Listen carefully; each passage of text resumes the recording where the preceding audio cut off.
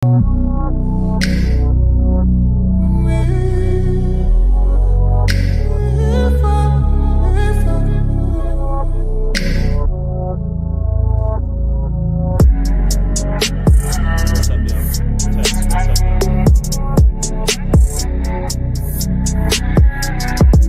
What's up, Mike? What?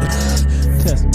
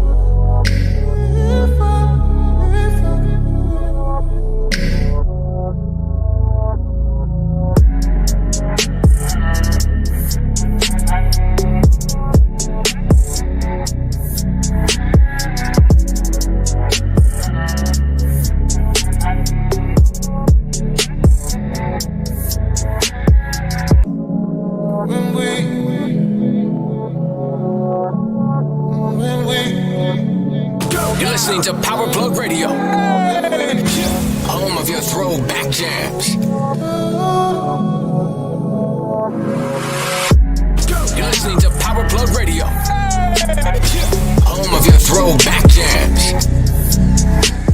Welcome, welcome, welcome. This is the African Queen, and you are listening to Power Plug Radio. You can find us. I always mess this up, so let me get the piece of paper out right now. You can find us on Facebook. You can find us on Instagram, Twitter. You can also find us in the Google Play Store. You can find us on Amazon. Just say, "Hey Alexa, play Power Plug Radio," and you can also find us in the Apple Store. And if all else fails, go to www.powerplugradio.com.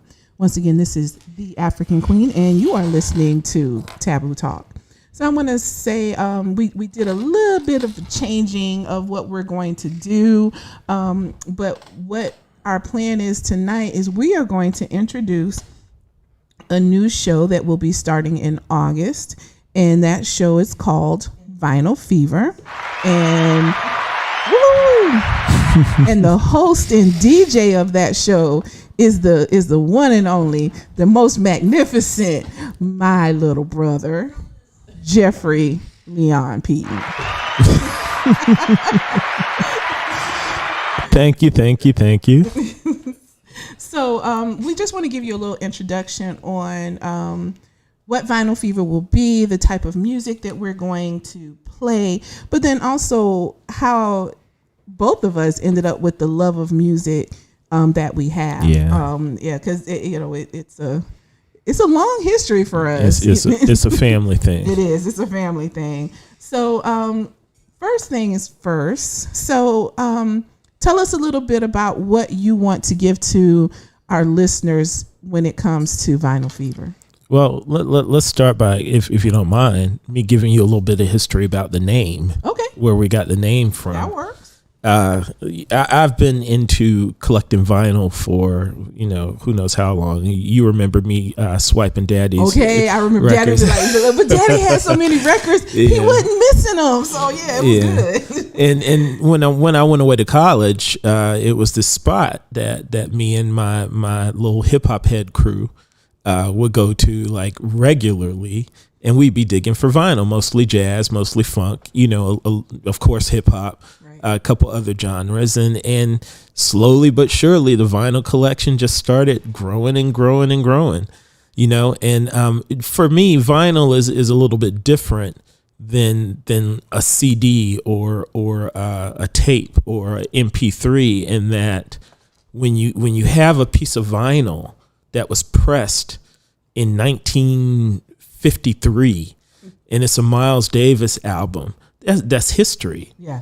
Who knows how many hands that album passed through. Right. It was recorded in 1953 or whatever year, and that just has special meaning. So like when you play a vinyl record, for me, when I play a vinyl record, I'd rather hear the popping and the hissing, a little bit of it, not too much, because it kind of authenticates the experience from a historical perspective. And of course, when I'm listening to records like that, I'm thinking about Daddy and how we would be in the house and he'd be, playing his songs on Right. Grover Washington and whoever else. Quincy Jones. Yeah.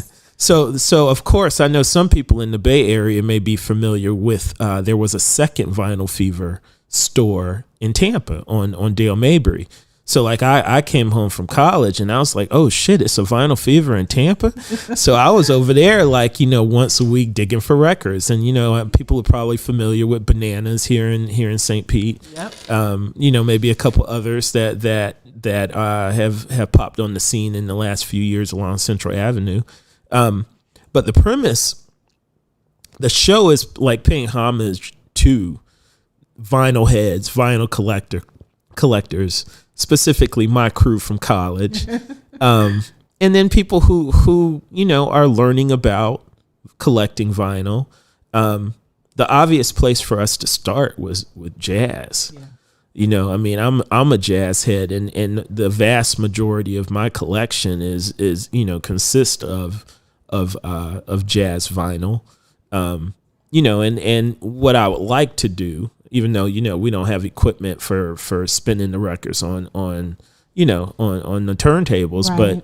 but what I'd like to do is play songs that I actually have the vinyl for. Okay. That's a pretty extensive collection, not to brag. And just maybe talk about a little bit about the history of the artist, the history of the pressing, the label, things like that have to, if you're getting into jazz, one thing I learned early on is like, you ever, what's that thing about Kevin Bacon where, the Bacon effect. yeah, where, So basically you can tie any actor in Hollywood back to Kevin Bacon. Right. well, in jazz, it's Miles Davis.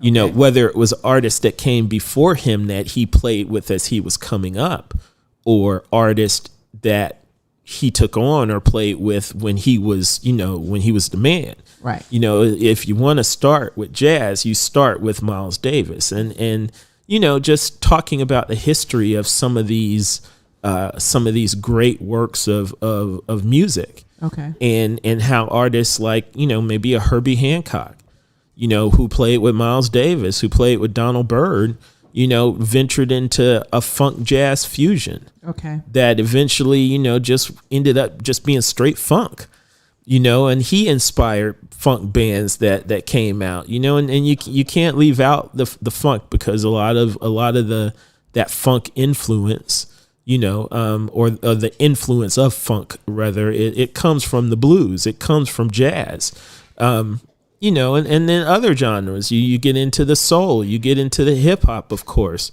and it's all as a lover of jazz, I can trace, as a jazz historian and a hip hop historian, I can trace a lot of the songs, a lot of the samples back to albums that I've been digging for since the 90s, some of which I have, some of them I'm still looking for. Okay.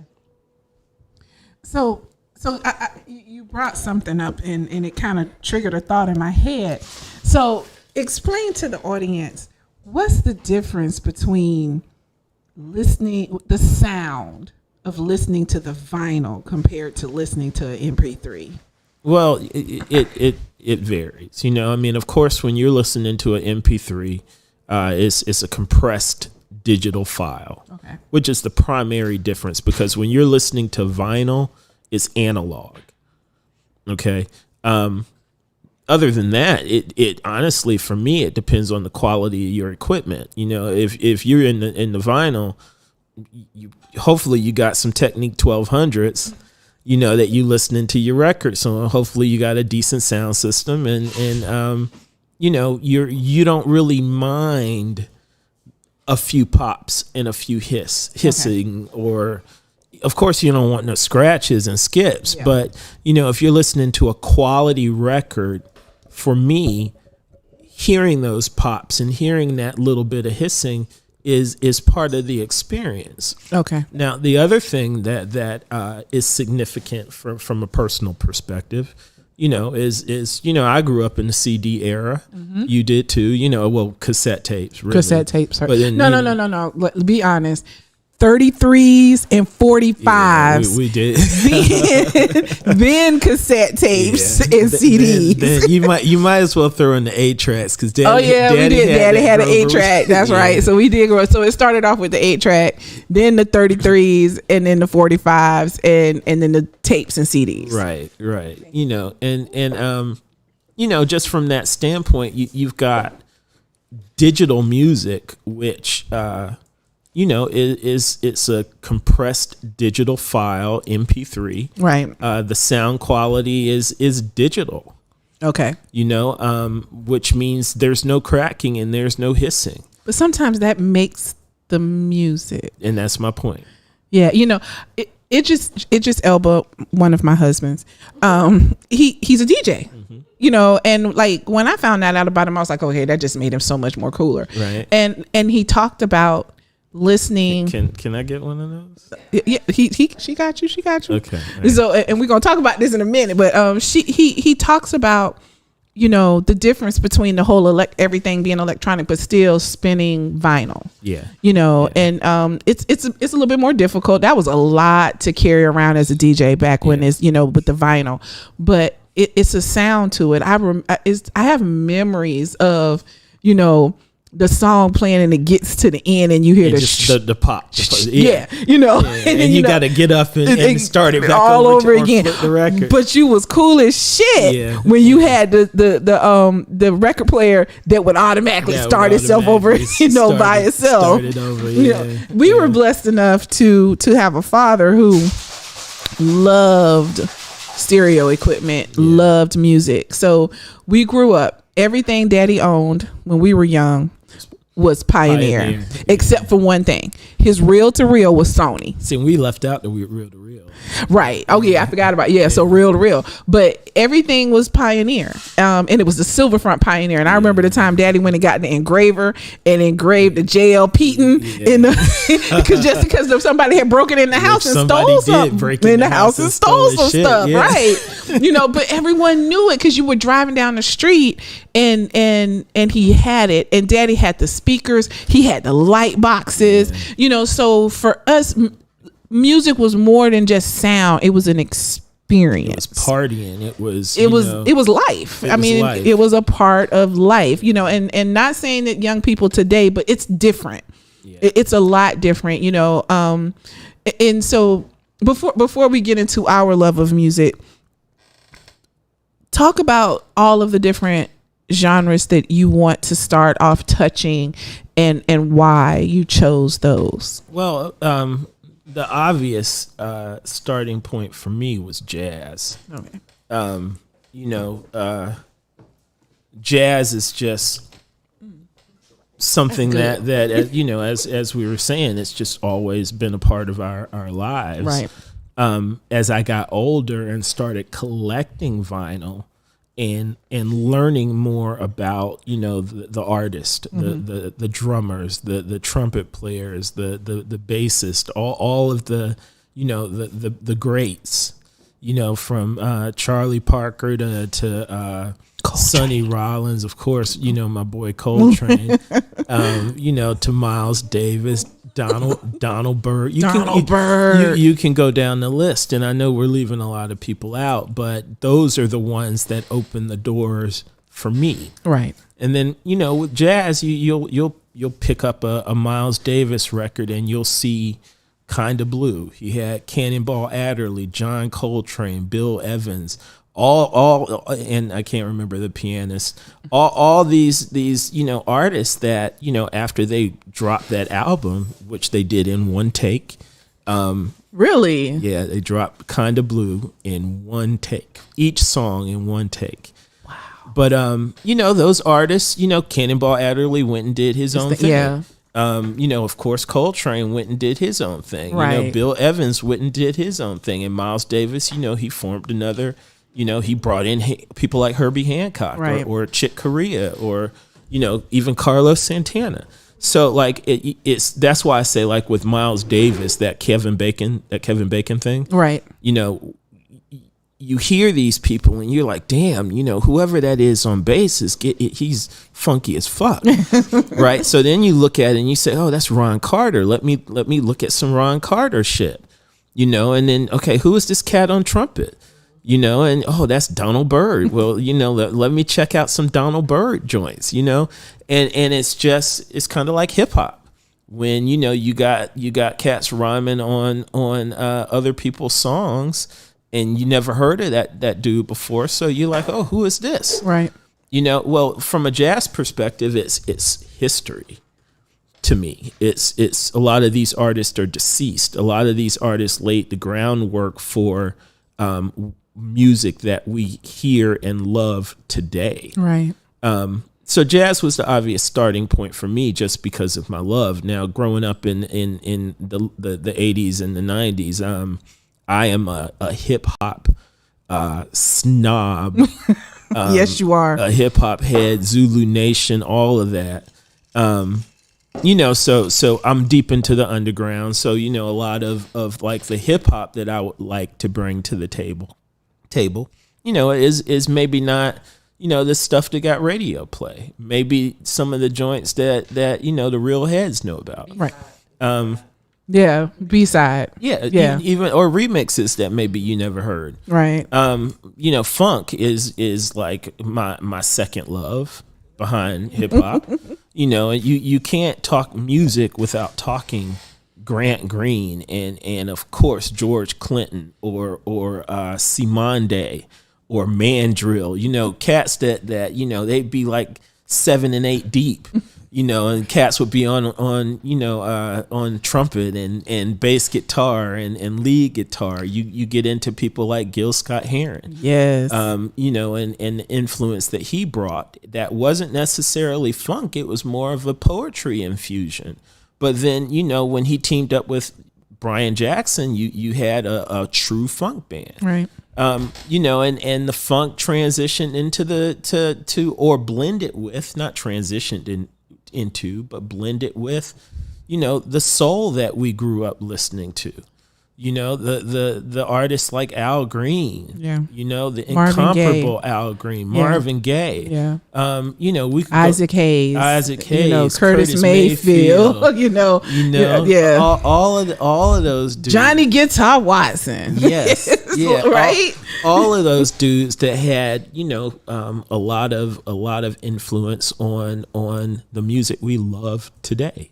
And for me, that music is mostly like neo soul and of course, hip hop. Right. Of course, I'm an old school hip hop head, so I was into it in the 90s and early 2000s and 80s. So, my focus from a hip hop perspective would be, golden, what they call the golden age. But that's like down the road for me. I would really like to start out by exploring jazz, exploring blues, exploring funk and those connections, even throwing in some soul in those connections. And so people can see how it's from an African American perspective, these are all genres that intertwine with each other. Right. And we had, my favorite jazz artist, John Coltrane. Pops used to hate on him. Yeah. Daddy hated on Coltrane, and I'd be like, well, Daddy, why are you hating on Coltrane? And he would, he had his reasons, but that's what's unique about jazz, just like it is about hip hop. Cats be debating who's the best lyricist. Right. Cats be debating, was it Sonny Rollins? Was it Charlie Parker? Was it John Coltrane that if you had to pick your number one saxophonist, who would it be? Would you pick Max Roach or Art Blakey or Elvin Jones on drums? Trumpet, well, you got to pick Miles Davis. But, after Miles Davis, who are you looking at? Are you looking at Freddie Hubbard? Are you looking at Donald Byrd? You go down the line, and my goal is for people that are into jazz, into funk, for them to sit back and be able to enjoy some good music. Okay. For people that are or even into blues, I'm like a student of blues right now. Where I'm diving in head first, trying to learn as much as I can about the blues, because that shit is funky. And when you listen to the blues, you hear today, or not even today's, like 70s and 80s and late 60s, British rock and roll. You like, okay, these British cats that, the Rolling Stones, Led Zeppelin, all these cats that used to sell out stadiums. Right. And you're listening to, or even Nirvana, you're listening to cats like that, and you're listening to remakes of blues songs. Right. Yeah. You're listening to people that were greatly influenced by blues guitar riffs. Right. But it blew up as metal rock and roll. Yeah. You can even go as far as Black Sabbath and trace it back to the blues, trace it back to jazz. And I just love all those. I'm not going to be hitting y'all with no Black Sabbath, but I would like my goal would be to play good music and to also kind of give a little bit of a history lesson. And, go ahead. And then tie that into funk, tie that into soul, tie that into R&B and blues, and of course hip hop. Yeah, we of course we're from the Berg, St. Petersburg, Florida, and we have our own jazz presence here. Two people who honestly were a part of both of our lives in some way, shape, or form. One was Al Downing. We grew up with him. Nat Adderley. Well, no, I wasn't talking. No, Nat Adderley's not from St. Petersburg. Oh, that's true. Yeah. Mr. Lamb. Yes. Yeah. Mr. Lamb, he was our music teacher at Bay Point Middle School, but that man was a badass jazz musician. Yeah. And then let's go, if we want to go a little bit further outside of St. Petersburg, we head down across the Skyway. That's when you get into Nat Adderley, and his brother Cannonball. So, I remember when Mama did concert promotion, and we met Jimmy Smith, and Jimmy Smith and Nat Adderley, and at that moment we didn't know who we were meeting, but we figured it out at a later time. Or even when Grandmama and Aunt B, who was that? Was it Ella Fitzgerald? No, okay, so it was Aunt B, and Aunt B piled us in the car. Mm-hmm. And drove us down to Vinoy Park. This was before it was Vinoy Park, and this is when the Vinoy was still all boarded up and everything. Yeah. And she just pulled up in the back of this concert, and I remember thinking, because I was the oldest, I was like, Aunt B, you can't do this. And she was like, shh. And we heard this woman singing, and it was at the end of her show, and she comes off of the stage, and Aunt B opens the door and gets out of the car, and she goes, Pearl. Because it was Pearl Bailey. It was Pearl Bailey. It was, okay. and I knew who Pearl Bailey was. Yeah. And here she comes, and she was like, "Oh, B, how you doing?" And I'm like, "The hell," Yeah. But she came over and she introduced us, and they were old friends, But our Uncle Jimmy. Yeah, that's part of that. We grew up in a musical family. Our Uncle Jimmy was an ink spot. He played guitar with the Ink Spots, but he was dear friends with Billie Holiday. He was, and we have photographs of him and Billie Holiday in the studio, making some of her music. But I'm gonna tell you my Ink Spot story though. It's two of them. One, I remember Tycee and I were in high school. I think we were like in the 9th grade. And back in the day when it was time for the Grammy Awards? it was when it was time for the American Music Awards and the Grammy Awards, you would tie your parents' phone up because you'd be on the phone with your friends because you couldn't wait to see New Edition or Michael Jackson or whoever. So they were doing. I was on the phone with Tycee, and they were doing the Hall of Fame for the Grammys, and we sitting there, and of course we're not paying attention to that. But I looked up at the screen, and the picture that was up because they were inducting the ink spots was the picture that my uncle, her grandfather, was in. Yeah, our great uncle, her grandfather. Yeah. And it was because it was the three of them, and our uncle was sitting in a chair with his guitar, and I was like, Tycee, that's Uncle Jimmy. And she was like, she looked at the TV, and we were like a Michael Jackson moment from back in the 80s. But it was my great uncle, her grandfather. Yeah. The other thing was, growing up, they used to come visit him all the time. The original ink spots, they would come visit him. We didn't know who they were. We just knew that they were friends of Uncle Jimmy's that would come and visit him. And whenever they came, he'd pull out his bass guitar and he would play until his dementia. Well, back then it was senility set in.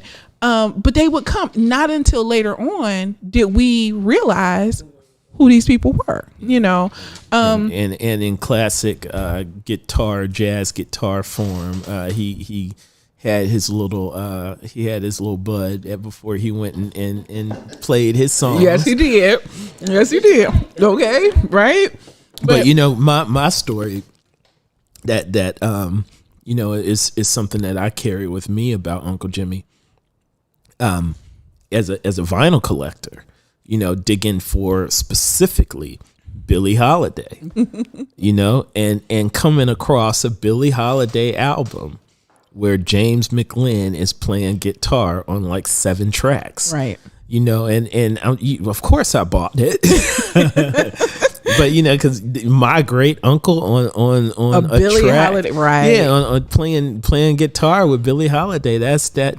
But those are the types of stories we heard from our father, and as we were listening to these songs on his stereo or on his reel to reel or in the 8-track tape player in the car, and we hear this, we love it, and then we get older and we're listening to some Black Moon, and then you're like, oh snap, that's really Grover Washington, or you listening to some Dre and Snoop, and you like, dang, that's really, I can't remember where they got that sample from, but you hear it, and it just kind of takes you back, to like understanding how all of this is so interconnected. It's something that as African Americans we have so much to be proud of, and it transcends race. It does, but it does, but a lot music, that rhythm, that soul, you can trace it back to the drums of Africa. You can trace it so far back, and it was an influence not just in this country but all over the world. Growing up, I remember the cookouts.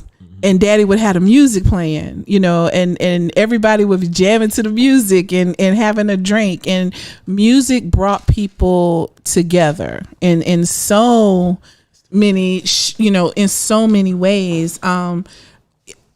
It's a part of our lives, And I raised, my brother hates on me all the time because I was a girl in the freaking 80s. And so, yes, I like R&B. So, yeah, I loved I'll Be Sure and I loved Michael Jackson. Troop. And no, I didn't like Troop. The Force MDs. I did like the Force MDs. All them corny. I like the Force MDs. Okay, so hate on me if you want to. I love the Force MDs, but are we allowed to use the N word? We can use any word we want to. Yeah, all them corny niggas you had me listening to. Whatever. But I mean, the Michael Jacksons, the Prince, and I love that. But if you ask me to choose any music, I love jazz, don't get me wrong, but you got that serious love of jazz.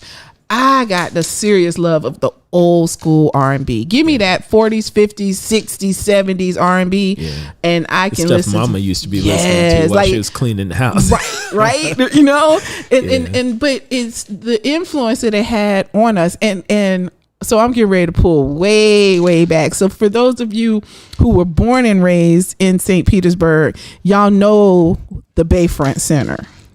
Okay, that was it used to be the Bayfront Center was on one side and the Mahaffey was on the other. So this little known group called Sugar Hill Gang they came out with a song, and my brother and I loved this song, and we knew that shit by heart. Oh, we knew it up, down, left, right by heart. We would say it together, and they came to the Bayfront Center. And our mother and father. How the hell did we talk? I have no idea. Taking this? They bought us tickets. This had to be like 79 because we had just moved into Lakewood Estates. It was 78, 79. We had just moved into Lakewood Estates. Yeah. And so that means 80s, I was 9. Okay, so I'm just trying to set this up for you. I was 9. Mama bought us tickets. It was back before it was called Select a Seat. In reality, I was 7 and my sister was 16. Fuck you. But no, so it was before you had to select a seat. This is when everything was just general admission. You got there, you got the seat you wanted. Yeah. So Mama got these tickets. I was responsible for Jeffrey, and we went to the Sugar Hill Gang concert. Yeah. And that was the first time I ever walked into a place and weed slapped me the fuck in the face. And it was like, but we stayed in there and we were like this, because this was the first concert either one of us ever went to, and it was the Sugar Hill Gang. And I remember going to a concert with Paul, Lil Paul. And it was me and Paul, and we decided we didn't want to sit down on the floor. And this was in the 80s, so it was a rap concert. So we decided, you know what? We're going to go up in the top. And so Paul and I sitting there, and I heard this voice. And I was like, Paul, we turned around. Why was Heavy D sitting behind us? Oh. Wait a minute. Why was Salt and Pepper sitting behind us? And they was like, because they didn't want to be down there either. So we looked around, and they were all coming up there smoking weed, and they were cool as hell. They were like, we were like, what's up? How you doing? And it was just, but that was the life. That's what we lived, and music was always a part of it. I've raised my son that way. Christopher Christopher, I swear, one day I could be talking to the boy and Beethoven is playing behind him. The next day, it's Jay-Z, and the next, he get that from me. What the hell ever. Yeah, when he lived with me, we go from Jeffrey, Beethoven. He was like that before. You can try to take credit for that all you want, whatever, man. We will ask him where he got that from. He will tell you that his mother was the first person who introduced him to a wide variety of music. You are not taking credit for that one. But, music has been such an important part of our lives, from when our parents got divorced. Daddy played on repeat. A house is not a home. Plus he played that Michael McDonald shit. Oh, and the Michael McDonald song. I keep forgetting. I'm not in love anymore. And so Daddy played those two songs. Mama was playing I Will Survive. Mama was playing I Will Survive on repeat. But there was always a song that would be a part of our lives. And so I make Chris, I mess with Chris all the time, because I tell him all the time, baby, you're a Jodeci baby. Dang. And he'd be like, Mom. I was like, well, you are my lady. You were conceived on Jodeci, But that Michael McDonald, I keep forgetting. The heads out there know that was that Regulators with Nate Dogg and and what was your boy's name? Warren G. Warren G. Yeah. And that's an example. You hear that Nate Dogg, Warren G, and my wife and I laugh and joke. Wait, say that again. My wife. There you go. Okay, I just wanted to hear you say it again. Marie and I laugh and joke because I used to always say if he was still alive, and it wasn't COVID when we got married, I was gonna have that nigga Nate Dogg singing at our wedding. but you know, that's an example. You know, you got like Michael McDonald, a funky beat, and then you know you got some heads that say, oh shit, we can loop that and turn it into something that people from 90s hip hop recognize. You know, and we were also a generation that was lucky enough to grow up with MTV and VH1. Yeah. And then eventually BET, you know, because it was one thing to hear the music, but then to turn around and be able to see the story behind the song. You know, I remember exactly where I was when Michael Jackson Thriller premiered, and it was the first video. Well, we were together watching Friday Night Videos. No, we were not. You see, we were not. Oh, you no. shit. And Uncle Keith, whatever. Uncle Keith will tell you. I remember because Michael Jackson's Thriller was the first video ever to not only premiere on MTV and VH1, it premiered on NBC, ABC, and CBS. Yeah. All at the same time. Well, I was with you the first time it came on Friday Night Videos. Yes, but no, the night it premiered, me and Uncle Keith were together at Carla's house, and Uncle Keith was getting his Jerry curl done. But you know, we lived through a history of videos. I mean, like, just and to listen to the influence, and then Prince, when Prince came out, and you know, Prince was nasty. You weren't supposed to listen to Prince. Yeah, and Prince is y'all will, with me, y'all will hear a lot of Prince. That man was talented. I don't care. Look, he is my hero. You know, and the thing about Prince, you know, when you listen to Prince, you what you're hearing is heavy influence of James Brown and Jimi Hendrix. You know, but look at the way even to the way he danced. Yeah.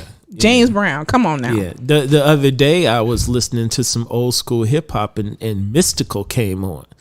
And I'm listening to the song and I'm like, damn, that's just straight James Brown. You know, because Mystical will say he's saying the same shit through the whole song, and James Brown would be saying the same shit through the whole song. You know, but the beat would be funky. Yeah. You know, I mean, a lot of cats out there got their style from James Brown. And you know, it's very true. I remember Cristo Redentor. Okay, thank you. Yeah. The first time I heard that, my friend, he downloaded it for me and he sent it to me, and I just would listen to it on repeat. Yeah. You know, and then, you know, we grew up listening to Ray Charles. Yeah. We grew up listening to Stevie Wonder, Marlena Shaw. Oh, Marlene. Oh, wait. Oh, you know, I mean, Minnie Riperton. Minnie Riperton. You know, Phoebe Snow. Yeah. Oh yeah. You know, there's so much out there, and Roberta Flack, and of course, she was always with Peebo though. Yeah, it was Roberta Flack and Peebo Bryson. It was always Roberta Flack and Peebo Bryson. Yeah, that nigga Peebo. Okay, but the other thing, you know, is not just those individuals, but you know, Aretha Franklin. Yeah. You know, I mean, she. I don't know if y'all saw that the documentary. Oh, that was incredible. Yeah. You know, Gladys Knight. Mm-hmm. You know, Diana Ross. You know, think about. Look, I'm gonna tell you, Razzmatazz, Quincy Jones. Yeah. I loved listening to Quincy Jones, and I remember I never really had a face to Quincy Jones. But you know, the first time I remember seeing Quincy Jones. No. Playing the piano in The Wiz. Okay. Remember that scene that he turns around? But you know, that's another dude that look at the influence that Quincy Jones has had on music for the last several decades. In more than one genre of music. In more than one genre. Yeah. And who can you trace him back to? Miles Davis. You know, there's always a connection to Miles Davis with these artists. When I was in the 10th grade, and Leah McCrae, I'm getting ready to do a shout out. When I was in the 10th grade, and this was I think it was the 10th grade. It was soon before Miles Davis died. He came here in concert, and I remember coming to school and I was like, "Oh, Miles Davis is gonna be here." And my classmate was like, "Who?" I was like, "Miles Davis." They was like, "And who is that?" I was like, "For real?" And I remember I was standing in the lunchroom and I was like, "Y'all gotta know who Miles Davis is." And I was like, "Bitches Brew." And I was just, and Leah McCrae was because her grandfather was Al Downing, right? No. That's Dia. Dia. Okay. Leah McCrae was like, "I know who Miles Davis is." I was like, "You do?" And we tried. We had decided we were gonna go to that concert. Yeah. But unfortunately, the tickets were sold out, and I think he passed away within 2 years. Yeah. But I think that my love of music allows me to span out. Hall and Oates. I don't care what nobody say. Them some cool. Yeah, they cool. I love Hall and Oates. I love me some Hall and Okay, Oates. Journey. Yeah. Oh wait. Chicago. Now we ain't gonna be hearing those Chicago. Yeah, I know. Or Journey. But just but all of this music ties back. That's great music. Look, Sting. He left the Police and he became Sting, and Phil Collins okay, but Elton John though. I mean, we ain't gonna be hearing no Elton John either, but hey, maybe just one time. I'm an Elton John fan. I love Elton John. I do. But even listen to Elton John's voice. Listen to how he is on the keyboard and on the piano, and tell me that's not Little Richard. Right. Tell me that's not Ray Charles. Right. And none of them, in my opinion, compare to Stevie. Yeah. When you look at some of Stevie Wonder's albums, that nigga's playing keys, drums, guitar. He's playing every instrument on some of the recordings for his song. And he's blind. He's blind. He's blind. Now, he might need to do something about his hairline in 2021. But I need you to let the locks go. They did. Just do like me and come with the bald head. I mean, it was it'll fit him, but But all jokes aside, Stevie Wonder that starting off as a young boy with that harmonica. Yeah. And Ray Charles, and we didn't know the backstory. These people Ray Charles had a tough life. Aretha Franklin had a tough life, but you know what? I think that's what gave them a lot of the inspiration to sing from the pits of their soul and to influence us in the way that they do. And one artist that I will say, I would like to if you're not familiar with Gil Scott-Heron and Brian Jackson, I'm a huge fan, and that's one of those. I'm sure most people are familiar with The Revolution Will Not Be Televised. But that they came with some funky shit live, or even recorded. I mean, some of their songs that we don't hear are just incredible. Their pain, their joy, their sadness, everything came through their music. And Gil Scott-Heron, I don't know if people are familiar with him, but he struggled with heroin addiction his entire life. But here's another artist that he had some struggles, but when you listen to his music, he's putting his struggles into his lyrics and into his songs, and it's incredible. And it's part of the African American experience. Marvin Gaye, Marvin Gaye suffered with drug and alcohol, and you pain you could hear in his music, and then and that's heartbreaking. I remember when Mama came in the room. It was on April Fool's Day to tell us that Marvin Gaye had been killed by his father. And I really thought Mama was joking around, just when he was getting ready to come back. But see, back then I didn't even know nothing about Marvin Gaye other than Sexual Healing. So like as an adult, I went back and started listening to, if you collect vinyl and you ain't got What's Happening, you need to go out and find that right now. But you listen to that song, that album, and it's just an incredibly beautiful album. Yeah. And I mean, it's one of a kind, and that's all Marvin Gaye and his talent and his genius. Yeah. That's the type of stuff that if you're familiar with it, then I hope you'll listen and you'll enjoy it. If you're not familiar with it, I hope you'll listen and learn. Yeah, I really do. We can, I remember someone was doing the whole boy band argument, and they was like, oh, who was better? The boy bands, was it the Backstreet Boys or was it NSYNC? And I'm just sitting there. Nah, it was New Edition. No. Okay, I'm going to give you Chris. And somebody said, well, what about Boys and Men? And I was like, well, you're going to go there. Actually, it was New Edition. I said, but you want to know who New Edition needs to give credit to? Jackson 5. Oh, I mean, you know who the Jackson 5 need to get credit to? The Temptations. And the Four Tops. Yeah. And so, we can always tie music back, and music can bring a message. I'm sorry, y'all. I keep thinking I turned this thing off. It can bring a message. It can ease. It can ease a fear. It can soothe sadness. It can do so many things. Yeah. Before we close out, I want to give a shout out to Urban Drinkery for fixing this bomb ass drink. What's this drink? Okay, well, whatever it is, it's the name that she gonna name soon, y'all. And it's very good. And let me tell you, she makes some of the most unique bottled mixed drinks. My favorite is cognac berry, and I need y'all to stop drinking all the damn Hennessy so she can make me some more cognac berry. But before we close out, can I kind of like just go through what we'll be listening to on the first? Yes, but before we get there, I just want to say, the show will be starting in August. It will be on Sundays from 5 to 7. It'll be a 2-hour show. For the most part, it will be live.